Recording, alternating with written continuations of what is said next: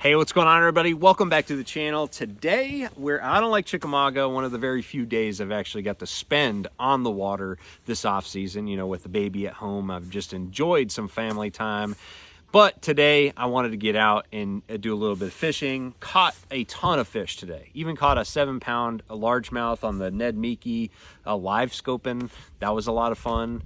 There's a couple other techniques that I've had on my mind as well, but today for this video I just wanted to share with you guys 3 different techniques that are my absolute favorite for this time of year. So late November, December, early January, these are the 3 baits that I'm most likely to be throwing. Now, this is not necessarily, you know, I'm not saying that you can't be more productive or equally productive with other techniques, but these are my absolute favorites for Lake Chickamauga and similar, you know, bodies of water. So let's start off with the #1 favorite that you guys are probably sick about hearing me talk about, and that is the Z-Man 3-inch Minnows.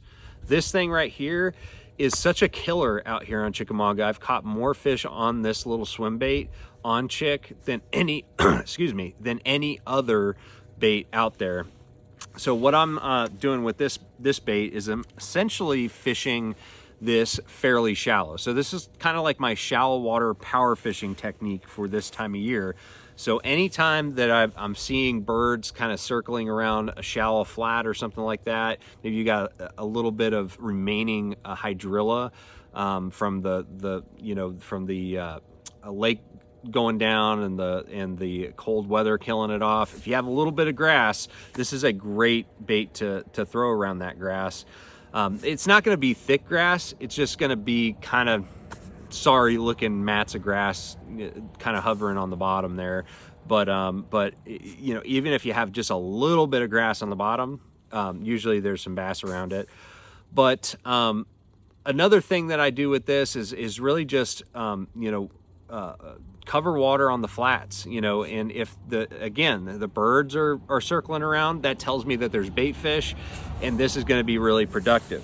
So shallow water, 2 foot, sometimes less, this is the bait that I'm going to be throwing. I like to throw it with a little 1/4 ounce jig head. This is the LockZ HD, and then I tie that to 10 or 12 pound Seaguar Gold Label fluorocarbon leader. It doesn't have to be a very long leader.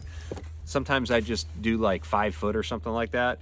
And then I tie that to 15-pound test Seaguar Smackdown as a main line, S4000 reel, and then a 610 medium heavy Versa Series rod.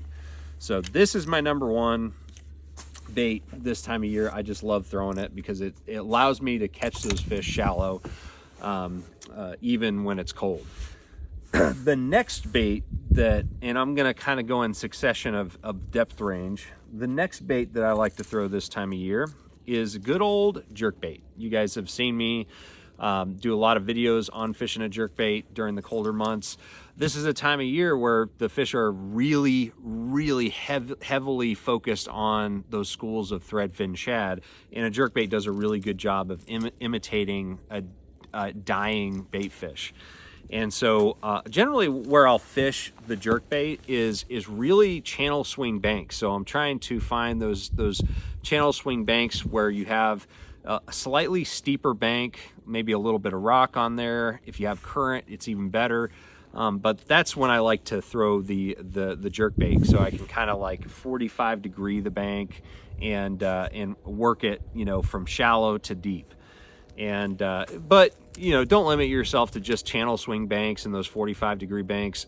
But it's really important to look for even though this isn't hitting the bottom, it's important to look for like rock transitions and things like that. That will, you know, be a more high percentage area overall. So the jerk bait, I'm going to be fishing it on usually 10 or 12 pound test fluorocarbon. I like Invisex, straight Invisex on my reel. I use a 7.2-to-1 gear ratio VLD10, and then I use a 7.3 medium action Versa Series casting rod with this. But the jerkbait is a must-have this time of year, and this is a really good one. I'm not associated with Berkeley at all, but this this Stunna, I hate saying the name, but Stunna is a really killer jerkbait. I've really loved fishing this, and I've caught my biggest jerkbait bass on this bait down in Sam Rayburn, a 10 and something pounder. So yeah, jerkbait is a big deal this time of year on Chick and other lakes in the area. Finally, the scenario that is getting more and more exciting to me, because I'm traditionally a shallow water power fisherman. That's why I like the first two baits, and I've fished those so much.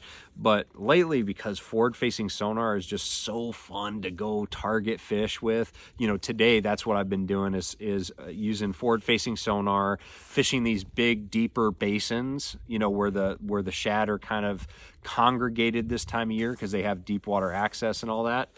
I've really enjoyed throwing this technique because I can target those individual fish. I can catch not only bass. I caught a 7-pound bass today, caught several other largemouth that were nowhere near 7 pounds, caught a bunch of crappie, got some crappie in the well right now, and then caught a bunch of white bass, hybrids, all those fish. So, in a giant drum. So this is a fun technique to just go target individual fish on forward-facing sonar, or even just 2D. But that is with a Nedmiki. You know, a lot of people call it a Nedmiki rig, moping rig, whatever you want to call it. This is a great way to catch them this time of year, and you can fish it very, very differently depending on the mood of the fish. But most of the time you're essentially just hovering this above the fish until you get a reaction, and then you can kind of move it away or drop it. There's a lot of things that you can do depending on their body language.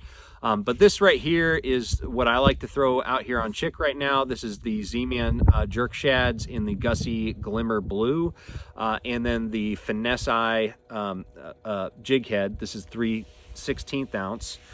And I end up fishing that with a leader of 6-pound gold label. Okay, so light line. And then I tie that to the 15-pound smackdown that I use on all my spinning reels. And then that goes on a 7.3 medium all-purpose series rod, a S4000 reel, and that's the tackle for that. But again, excuse me, I got a scratchy throat. We're getting over cold right now, but that is a technique that I'm going to be using in deeper water. So 12 foot plus. Usually between 12 and 25 feet. That's kind of the max depth range, but also the minimum depth range for fishing the Nedmiki rig. But once you get out deep and you start seeing those gulls work in those deeper areas in these big basins, that's a rig that you have to throw. A drop shot will also work. I've done really well on a drop shot in the past, but that's kind of been replaced with the Nedmiki as of late. So anyways, guys, those are the 3 techniques that you must consider throwing on Chickamauga in lakes that are similar. Really, any of the reservoirs here in the South, very, very similar patterns are going to be, you know, prevalent on all of those different lakes that you're fishing.